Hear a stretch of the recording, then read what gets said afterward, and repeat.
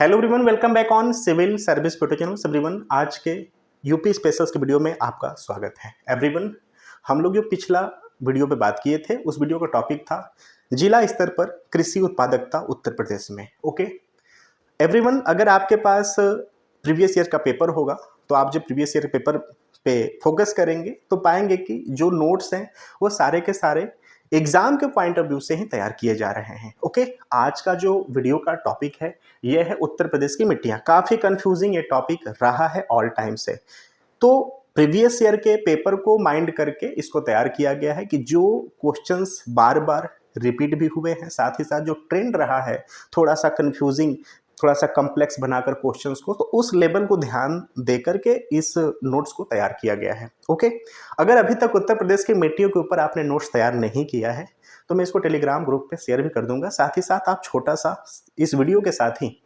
आप नोट्स भी तैयार करो।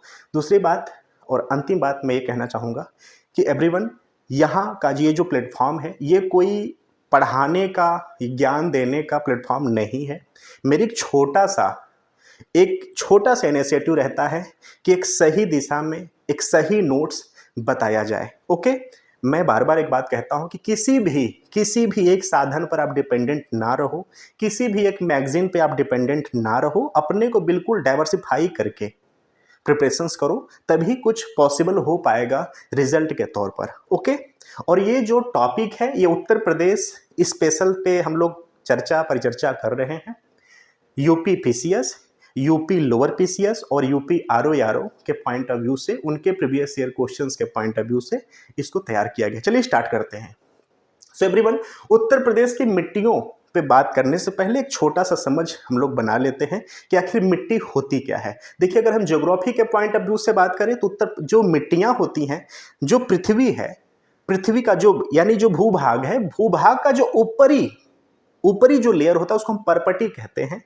ठीक है, सो हम लोग जियोग्राफी के लेवल पे बात नहीं करेंगे, एक छोटा सा समझ पहले बस पैदा कर ले कि मिट्टी होता क्या है, उसके बाद उत्तर प्रदेश की मिट्टियों पे हम लोग बात करेंगे। ओके, सो देखिए, पृथ्वी के ऊपरी सतह पर मिलने वाले जो असंगठित पदार्थों का ऊपरी परत होता है, जो चट्टानों के विखंडन से, वियोजन से, साथ ही साथ जो लकड़ी होती है, प्लांट्स होते हैं, उनके संगठन से, ठीक है, जो उनका योग होता है उससे एक मिट्टी का निर्माण होता है। ये जो एक्सप्लेनेशन है एक समझ के लिए है। हालांकि अगर मिट्टी कैसा होता है, मिट्टी बनता कैसा है, अगर हम जियोग्राफी के पॉइंट ऑफ व्यू से बात करें तो परपटी होती है, परपटी में विखंडन होता है, जैविक क्रियाएं होती हैं, कार्बन का वहां पर एनालिसिस होता है, चट्टानों का, तब जाके एक मिट्टी का निर्माण होता है। ठीक है, लेकिन हम एक समझ बस बना रहे हैं क्योंकि हमारा आज का टॉपिक मिट्टी है। ओके, सो विश्लेषण के आधार पर यूपी की मिट्टियों को दो भागों में बांटा गया है। देखिए, पहला कंफ्यूजन तो यहीं पे शुरू होता है। यहाँ पर आपके कई सारे, कम से कम 6 से 7 तरह की मिट्टियों के बारे में आपको बता दिया जाता है, लेकिन मुख्यतः 2 तरह की मिट्टियां होती हैं। उन 2 तरह की मिट्टियों के जो सब पार्ट होते हैं वह कई सारी मिट्टियां हैं। जो 2 तरह की उत्तर प्रदेश की मिट्टियां हैं वो कौन कौन है? गंगा का विशाल मैदान की नूतन और उप नूतनी मिट्टी, दूसरा दक्षिण पठार की प्राचीन रवेदार और विंध्यन शैली या बुंदेलखंडी मिट्टियां। अगर आपने उत्तर प्रदेश की मिट्टियों का नोट्स, शॉर्ट नोट्स तैयार नहीं किया है तो प्लीज आप ये नोट कर लो कि जो गंगा के विशाल मैदान की नूतन और उप नूतन मिट्टी होती है पहला, दूसरा होता है दक्षिण पठार की प्राचीन रवेदार और विंध्य शैली या उसको बुंदेलखंडी मिट्टियां भी कहते हैं। Okay, clear? गंगा के विशाल मैदान की जो मृदाएं हैं, इस क्षेत्र की संपूर्ण मृदा को लगभग 2 भागों में बांटा गया है। वो कौन कौन से भाग हैं? बांगर मृदा, खादर मृदा। मैं श्योर हूं कि ये 2 टॉपिक आप जानते होंगे, बांगर मृदा कौन होती है और खादर मृदा क्या होती है। एवरीवन, जो बांगर मृदा होती है वह पुरानी मिट्टियां होती हैं, ठीक है। जो खादर मृदा होती है वह नई मिट्टी होती है। क्लियर?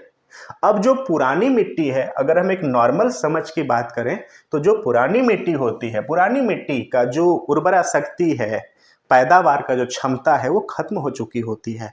लेकिन जो नई मिट्टी है, नई मिट्टी में नई उर्वरा शक्ति होती है, नया पैदावार करने का क्षमता होता है। तो ये मिट्टी हमारे लिए काफ़ी उपयोगी मिट्टी होती है। ये मिट्टी कहाँ पाई जाती है? जहाँ पे जल का बहाव हो, स्पेशली फॉर जहाँ पर जो पानी के टाइमिंग में, जहाँ पे पानी का बहाव बहुत ज़्यादा होता है, जो नालियों से, नहरों के माध्यम से, नदियों के माध्यम से जहाँ पर पानी का बहाव बहुत ज़्यादा होता है, वहाँ पर ये मिट्टी पाई जाती है। कौन सी मिट्टी पाई जाती है? खादर मृदा। ओके, चलिए। सो पुरानी मृदा को बांगर कहते हैं और नवीन जलोढ़ मृदा को खादर मृदा कहते हैं। अब वहाँ पर देखिए, जब आप क्वेश्चंस को देखेंगे तो क्वेश्चंस में क्या है कि उपजाऊ मिट्टी, जो उपजाऊ, जस्ट वेट, उपजाऊ मृदा कौन सी होती है? ऑप्शन में दे देगा बांगर मृदा, खादर मृदा। तो एवरीवन याद रखना कि जो खादर मृदा होती है, यह नई मिट्टियां होती हैं, नई मिट्टियों का परत होता है। तो ये मिट्टी काफी उपजाऊ मिट्टी होती है फसलों के पॉइंट ऑफ व्यू से। ओके, बांगर मिट्टी को, बांगर मिट्टी में फास्फोरस, चूना, ह्यूमस की पर्याप्त मात्रा होती है, जबकि नाइट्रोजन, पोटास का कमी होता है। एवरीवन, इसको प्लीज आप नोट डाउन करो। ये उत्तर प्रदेश पीसीएस में ये क्वेश्चंस के तौर पर ये टॉपिक पूछा जा चुका है। जो बांगर मिट्टी होती है, ठीक है, जो बांगर मिट्टी होती है, बांगर मिट्टी में फास्फोरस, चूना, ह्यूमस की पर्याप्त मात्रा होती है, जबकि नाइट्रोजन, पोटास का कमी पाया जाता है। अब देखिए यहां से क्वेश्चंस कैसे बन सकते हैं। जैसे मान के चलिए कोई फसल है, आप अपने हिसाब से कोई भी एग्जांपल के तौर पर फसल ले सकते हैं। अगर किसी फसल में नाइट्रोजन, पोटास की आवश्यकता नहीं होती है, नाइट्रोजन, पोटास की आवश्यकता नहीं होती है, तो यानी सिंपल सी बात मान के चलें कि बांगर मिट्टी उपजाऊ मिट्टी नहीं होती है, लेकिन जिस मिट्टी में फास्फोरस, चूना, ह्यूमस की आवश्यकता होती है, वह तो बांगर मिट्टी में उपज हो सकता है उसका ना। तो देखिए क्रॉस क्वेश्चंस या थोड़ा सा कॉम्प्लेक्स क्वेश्चंस इस हिसाब से बनाए जा सकते हैं कि हम पढ़कर कौन सा जाएं और वहां पे टर्मिनोलॉजी किस हिसाब से हमारे सामने रख दिया जाए। ठीक है, बांगर मिट्टी को दोमट, मटियार, बलुई दोमट, भुंड के नाम से जाना जाता है। ओके, यूपी के पूर्वी भाग में बांगर मिट्टी का उपहार मिट्टी भी कहा जाता है। ये थोड़ा सा आप नोट डाउन कर लेना, क्योंकि ये स्पेसिफिक बातें कही गई हैं, स्पेशली एक क्षेत्र के तौर पे, एक क्षेत्र के अंतर्गत, एक प्रदेश के अंतर्गत। तो ये लाइन आपको पता होना चाहिए। ठीक है, चलिए। खादर मिट्टी नदियों के बाढ़ वाले मैदान में पाए जाते हैं, जो कि हमने बात किया कि जहाँ पे बहाव होता है, ऐसा ही नहीं बस कि नदी, जहाँ पर भी बहाव के पानी आते हैं, यानी पानी एक स्थान से दूसरे स्थान तक जाता रहता है, यानी पानी जो है वो परिवर्तित होता रहता है एक दूसरे, यानी वहाँ पर बस टिकाऊ पानी नहीं रहता है, वैसे जगहों पर खादर मिट्टियाँ पाई जाती हैं। ठीक है, खादर मिट्टी हल्के रंग वाली, छिद्र युक्त तथा महीन कणों वाली होती है। ये इसकी क्वालिटी हो गई। ठीक है, खादर मिट्टी बांगर की अपेक्षा अधिक उर्वरा शक्ति वाली होती है, हमने बात कर लिया। ठीक है, खादर मिट्टी में चूना, पोटास, मैग्नीशियम की अधिकता, जबकि नाइट्रोजन, फास्फोरस, ह्यूमस पदार्थ की कमी पाई जाती है। अब इसको आप अंडरलाइन करके या हाईलाइट करके इसको नोट कर लो, ये काफ़ी इंपॉर्टेंट लाइन है। यहाँ पर देखिए मैं बार बार फोकस, जब मैंने बात किया था बांगर की, अभी हम लोग बात कर रहे हैं खादर की, क्यों बार बार कह रहा हूँ।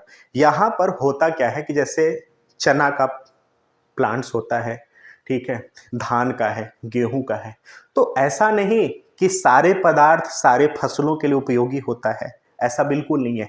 कुछ पदार्थों के लिए चूना की आवश्यकता होती है, कुछ पदार्थ, कुछ प्लांट्स के लिए फास्फोरस की आवश्यकता होती है, कुछ के लिए नाइट्रोजन की आवश्यकता होती है, स्पेशली फॉर अगर हम बात करें धान की खेती के लिए। ठीक है, तो अगर इन सब चीजों की कमी है और जिस प्लांट में इसकी आवश्यकता है, वहां पर अगर हम ऐसे प्लांट को लगा दें तो क्या वह प्लांट ग्रोथ करेगा? नहीं। ठीक है। तो इस लेवल से अगर आप अपने स्टडी को थोड़ा सा बूस्ट करेंगे तो हमें लगता है मिट्टी भी क्लियर हो जाएगा, साथ ही साथ वहाँ का बिल्कुल आपके पास एक अच्छी खासी एनालिसिस भी रहेगी, ठीक है। सो खादर मिट्टी को नूतन जलोढ़ बलुआ, सिल्ट बलुआ, मटियार, दोमट नामों से जाना जाता है। लाल एवं काली मिश्रित मिट्टी राज्य के झांसी डिवीजन, मिर्जापुर, सोनभद्र के साथ साथ प्रयागराज जिले के करछना और मेजा तहसील में पाई जाती है। अब ये देखिए, ऐसा नहीं है कि सिर्फ लाल और काली मिश्रित मिट्टी ही पाई जाती है। कहने का मतलब ये है कि जैसे मिर्जापुर जिला है, ठीक है, अब मिर्जापुर जिला में अगर बात कह दी गई कि लाल एवं काली मिश्रित मिट्टी पाई जाती है, यानी इनकी परसेंटेज मान के चलो कि ज्यादा है। सारी मिट्टी यहाँ पाई जाती है, बलुआ मिट्टी भी पाई जाती है, सिकता मिट्टी भी पाई जाती है, लाल और पीली मिट्टी भी पाई जाती है, साथ ही साथ काली मिट्टी भी पाई जाती है, लेकिन इनका परसेंटेज ज्यादा है। ओके, मिर्जापुर सोनभद्र के साथ साथ प्रयागराज जिले के करछना और मेजा तहसील में पाया जाता है। क्लियर। यूपी के गंगा यमुना दोआब एवं गंगा राम गंगा दोआब क्षेत्र में जलोढ़ या काप मिट्टी का विस्तार है। उत्तर प्रदेश में जलोढ़ एवं दोमट मिट्टी सर्वाधिक क्षेत्र में पाया जाता है। आप इसको अंडरलाइन कर लो या हाईलाइट कर लो या नोट कर लो। अगर आपके पास नोट्स ऑलरेडी हैं तो थोड़ा सा इस पे आप फोकस कर लेना, ठीक है, कि उत्तर प्रदेश में जलोढ़ एवं दोमट मिट्टी सर्वाधिक क्षेत्र में पाया जाता है। एवरीवन, आपके जानकारी के लिए बता दें कि जो जलोढ़ और दोमट मिट्टी है, ये दोनों उपजाऊ मिट्टी मानी जाती है कृषि के पॉइंट ऑफ व्यू से। स्पेशली फॉर खरीफ और रबी के लिए दोमट और जलोढ़ ये दोनों उपजाऊ मिट्टी होती हैं। बुंदेलखंडी मृदा, हमने वहां बात किया था 2 तरह की मिट्टियां, उसमें से दूसरे नंबर का क्या था? बुंदेलखंडी मृदा। उत्तर प्रदेश के दक्षिणी पठार की मिट्टियों को बुंदेलखंडी मिट्टी कहते हैं। अगर आपसे नॉर्मल ऐसी बात कर लिया जाए कि जो बुंदेलखंडी मिट्टियां हैं कहाँ पाई जाती हैं, तो याद रखना उत्तर प्रदेश के दक्षिणी पठार की मिट्टियों को बुंदेलखंडी मिट्टी कहते हैं। इस क्षेत्र में भोंटा, माड़, इसको मार भी कहते हैं, कावड़, पडवा या परवा, राकड़ मिट्टियां पाई जाती हैं। ये थोड़ा सा इनका क्षेत्रीय नाम आपको याद रखना पड़ेगा। इस क्षेत्र की काली मृदा को करेल, कपास अथवा रेगुर नाम से भी जाना जाता है। जालौन, झांसी, ललितपुर, हमीरपुर जिलों में काली मृदा का विस्तार क्लियर है। और इन मिट्टियों के विस्तार के अगर हम कारण बात करें तो चना, गेहूं, अरहर एवं तिलहन का पैदावार यहाँ पर होता है। अब देखिए, ये एग्जाम के पॉइंट ऑफ व्यू से काफी इंपॉर्टेंट हो गया, ठीक है। मैं इसको रिपीट कर रहा हूं कि जो बुंदेलखंडी मिट्टी है, बुंदेलखंडी मिट्टी का पहला तो क्षेत्र हमें पता चलना चाहिए। तो जो उत्तर प्रदेश का दक्षिणी पठार वाला क्षेत्र है, वहां पर बुंदेलखंडी मिट्टियां पाई जाती हैं। इनका लोकल नाम भी हमने देख लिया। ये मिट्टी जो है, अगर हम जिला स्तर पे बात करें तो जालौन, झांसी, ललितपुर, हमीरपुर जिला में काली मृदा पाई जाती है, का विस्तार है। और इस मिट्टी में कौन सा फसल एक अच्छे लेवल का उपज देता है, उत्पादकता देता है, वह है चना, गेहूं, अरहर एवं तिलहन जैसे जो कृषि हैं उनका उत्पादकता अच्छे लेवल का होता है। चलिए, भोंटा मिट्टी विंध्य पर्वतीय क्षेत्र में पाया जाता है। माड़, जिसको मार भी कहते हैं, मिट्टी में सिलिकेट, लोहा, एल्यूमिनियम, खनिज पदार्थ पाए जाते हैं। मांड मिट्टी में चूना अधिक पाया जाता है। यूपी के पूर्वी क्षेत्र में पाया जाता है। एवरीवन, आपसे 4 से 5 मिट्टियों का सीरीज ले लेगा, वहां से पूछेगा कि सबसे अधिक चूना किसमें पाया जाता है, तो आपको याद रखना है कि जो मांट मिट्टी है बुंदेलखंडी मिट्टी के अंतर्गत, उसमें चूना सबसे ज्यादा पाया जाता है। लाल मिट्टी यूपी के मिर्जापुर, सोनभद्र जिलों एवं झांसी में पाई जाती है। एक छोटा सा यहाँ पर एक टर्मिनोलॉजी आप याद रखना, जैसे बात हो रही है लाल मिट्टी की, अब लाल मिट्टी में दे दिया मिर्जापुर, सोनभद्र जिलों एवं झांसी में ये मिट्टी पाई जाती है। इसका मतलब ऐसा थोड़ी ना है कि सिर्फ लाल मिट्टी ही मिर्जापुर में पाई जाएगी। मिर्जापुर में सिकता मिट्टी, ठीक है, काली मिट्टी, दोमट, जलोढ़, सारी मिट्टियां हर एक जिला में पाई जाती हैं।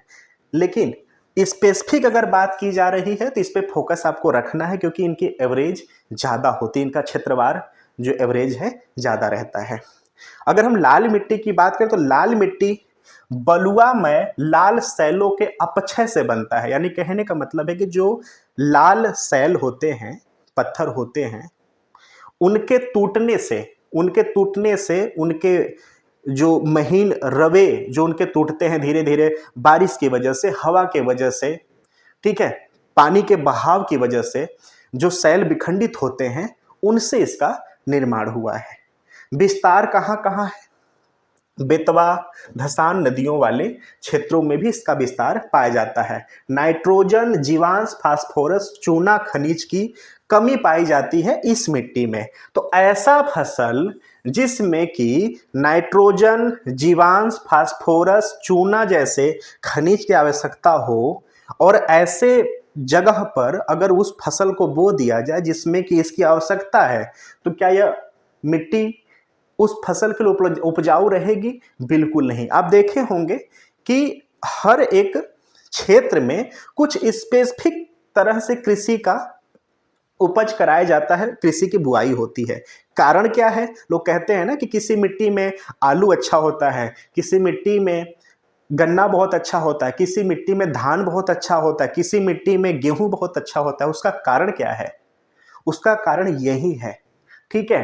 हालांकि सच्चाई ये है कि उस स्तर पर ये स्पेसिफिक बातें तो नहीं पता होती है उस स्तर पे, लेकिन सच्चाई यही है कि जैसे लाल मिट्टी है, लाल मिट्टी में नाइट्रोजन, जीवांश, फास्फोरस, चूना जैसे खनिजों की कमी है, और जिस प्लांट को यहां पर आप उपज के लिए प्लांटेशन कर रहे हो और उसको आवश्यकता इन पदार्थों की है, इन खनिजों की है, और यहां पर कमी ही इसकी है, तो क्या वह उपज के लायक प्लांट रहेगा?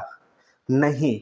जब आप प्रीवियस ईयर का पेपर देखेंगे स्टेट पीसीएस का, स्पेशली फॉर यूपी का, तो ये क्वेश्चंस आपको टर्मिनोलॉजी में पूछा जा चुका है।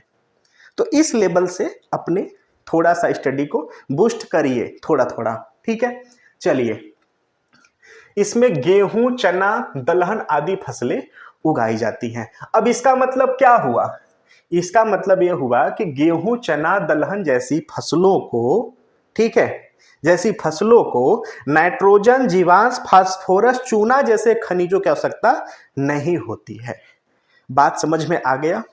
अब यहीं पर अगर धान का नाम रहता, धान की खेती के लिए, तो गलत हो जाएगा, क्योंकि धान के लिए नाइट्रोजन की आवश्यकता है और यहां पर इन मिट्टियों में नहीं पाया जाता है। क्लियर? तो आई होप सो कि मैं आपको बताने का कोशिश कर रहा हूं जो आप उसको समझ गए, ठीक है। चलिए,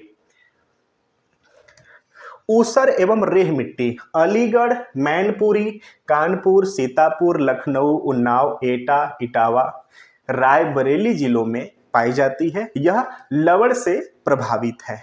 बंजर एवं भाट नामक मृदा गोरखपुर, बस्ती, महाराजगंज, कुशीनगर, सिद्धार्थनगर, गोंडा जिलों में पाया जाता है।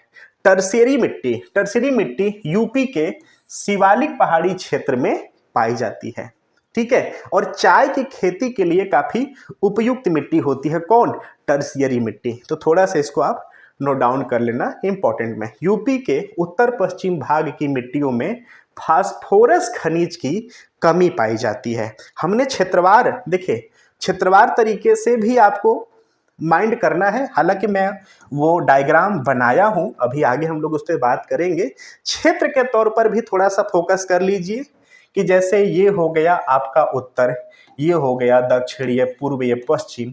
तो जो उत्तर है किस लेवल की मिट्टियां हैं, जो पश्चिम है, पश्चिम उत्तर, जो पश्चिमी यूपी है किस लेवल की मिट्टियां हैं, जो दक्षिणी यूपी है किस लेवल की मिट्टियां हैं। तो जब इस आधार पे आप एक समझ विकसित कर लेंगे तो आप एक जगह बैठे बैठे बता सकते हैं कि उत्तर प्रदेश के पश्चिमी जो जिला है वहां पर किन फसलों की पैदावार अच्छे लेवल पे की जा सकती है, जो दक्षिण यूपी है किस लेवल का पैदावार वहां पे किया जा सकता है, क्योंकि हमने step by step, one by one करके सब पे बात किया अभी।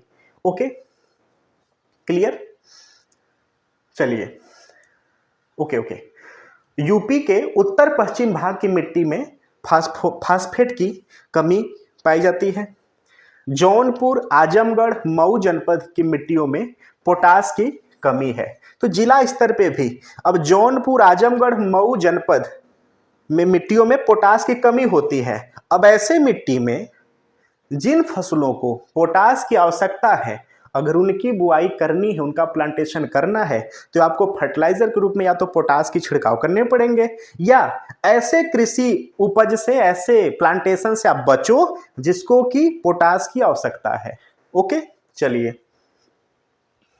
मृदा अपरदन, जल बहाव या वायु के वेग, हिम के पिघलने से एक स्थान से दूसरे स्थान पर चले जाना मृदा अपरदन कहते हैं। यानी मृदा का जो कटाव, यहाँ मृदा है, इस मृदा पे या तो पानी का प्रभाव हो, या हवा का प्रभाव हो, या बर्फ का प्रभाव हो, किसी प्रभाव से अगर यहाँ की मिट्टी एक स्थान से दूसरे स्थान स्थानांतरित हो जाती है, ऐसी प्रक्रिया को मृदा अपरदन कहते हैं। ओके, यूपी में वायु अपरदन प्रदेश के पश्चिमी क्षेत्र में एवं जलीय अपरदन पूर्वी एवं दक्षिणी क्षेत्र में अधिक पाया जाता है। अवनालिका अपरदन, इसको कि हम गल इरोजन कहते हैं, इटावा जिला इससे ज्यादा प्रभावित है। किससे? अवनालिका अपरदन। उत्तर प्रदेश का इटावा जिला अवनालिका अपरदन से ज्यादा प्रभावित है। एक्चुअली क्या है ना, यहाँ पर चंबल नदी है, चंबल नदी के प्रभाव से अवनालिका अपरदन होता है, जिससे से आपका जो इटावा जिला है वो प्रभावित है।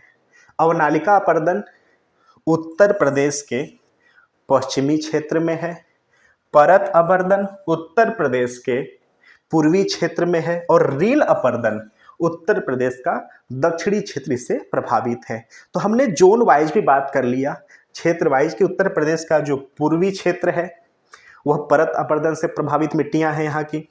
जो उत्तर प्रदेश का पश्चिमी जिला है वह अवनालिका अपरदन से प्रभावित है। जो उत्तर प्रदेश की दक्षिणी जिला है वह रील अपरदन से प्रभावित है।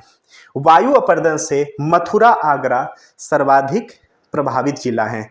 ये भी यूपी पीसीएस में आ चुका है, तो याद रखना उत्तर प्रदेश में जो मथुरा और आगरा है वह वायु अपरदन से सबसे अधिक प्रभावित है।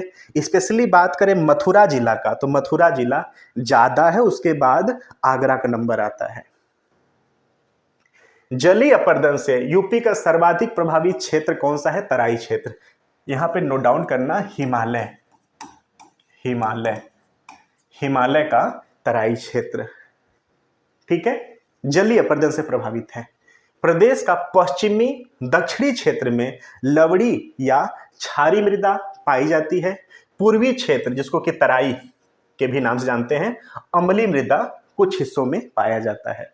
यूपी की प्रमुख मिट्टियां कौन कौन सी हैं? पर्वतीय मृदा, तराई मृदा, जलोढ़ मृदा, लाल और पीली, लाल और पीली मृदा, मिश्रित लाल एवं काली मृदा, कैल्शियम युक्त मृदा, मध्यम काली मृदा, लाल बलुई मृदा, लवण प्रभावित मृदा। एवरीवन, ये टोटल 9 प्रकार की मिट्टियां हो गई। हमने 1 बाय 1 इस पे बात किया, जिलावार भी स्तर पे बात किया, जोन के भी लेवल पे बात किया, और एक नॉर्मल फसलों के लेवल पे समझ भी बनाया कि आखिर किस मिट्टी में कौन सा फसल उपज हो सकता है और किस मिट्टी में किस जैविक पदार्थ की कमी है, किस में अधिकता है। भारत में बंजर भूमि 2019, अभी तक ये रिपोर्ट 2019 को लेकर चलेंगे, क्योंकि बंजर भूमि के लिए अभी तक कोई रिपोर्ट 2019 के बाद नहीं आई है, तो इसी रिपोर्ट को अभी के एग्जाम के लिए लेकर चलेंगे। यूपी में बंजर भूमि 2008-9, इस रिपोर्ट में क्या कहा गया है कि 9619.35 वर्ग किमी उत्तर प्रदेश में 2008-9 के टाइम पे उत्तर प्रदेश में 9619.35 वर्ग किमी क्षेत्र ऐसा है जो कि बंजर है।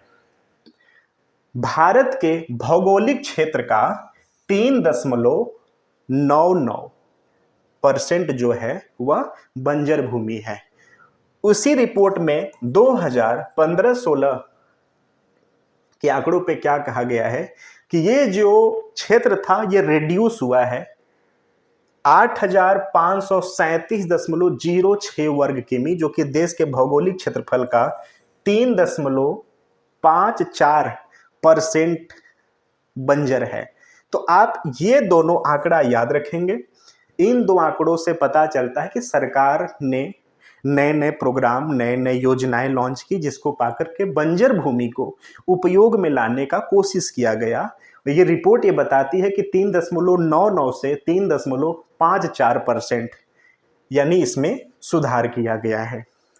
प्रदेश के 988.36 वर्ग किमी बंजर भूमि को कृषि भूमि में परिवर्तित किया गया और 89.09 वर्ग किमी भूमि को, जो बंजर भूमि थी, उसको जल निकाय में परिवर्तित किया गया। ये काफी मोटिवेशनल वर्क है, इसको प्लीज आप याद रखना।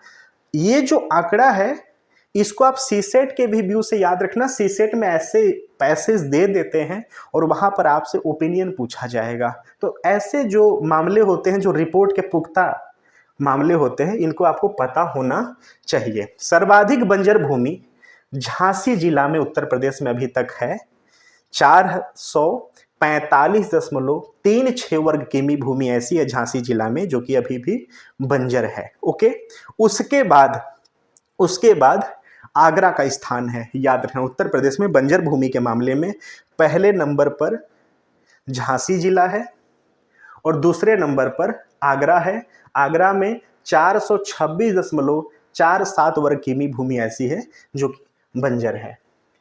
प्रदेश की 2129.61 वर्ग किमी लवणता या क्षारीयता से प्रभावित है। सर्वाधिक लवणी या क्षारी मृदा रायबरेली जिले में है। ये भी आप प्लीज नोट डाउन कर लेना इंपॉर्टेंट के तौर पर। Okay, so everyone, I hope so कि आपको ये नोट्स, ये एनालिसिस एग्जाम के पॉइंट ऑफ व्यू से लगे होंगे। आप छोटा सा प्लीज इसका शॉर्ट नोट्स भी तैयार जरूर करना। चलिए फिर मिलते हैं अगले सीरीज में, अगले पार्ट में। Thank you so much for watching.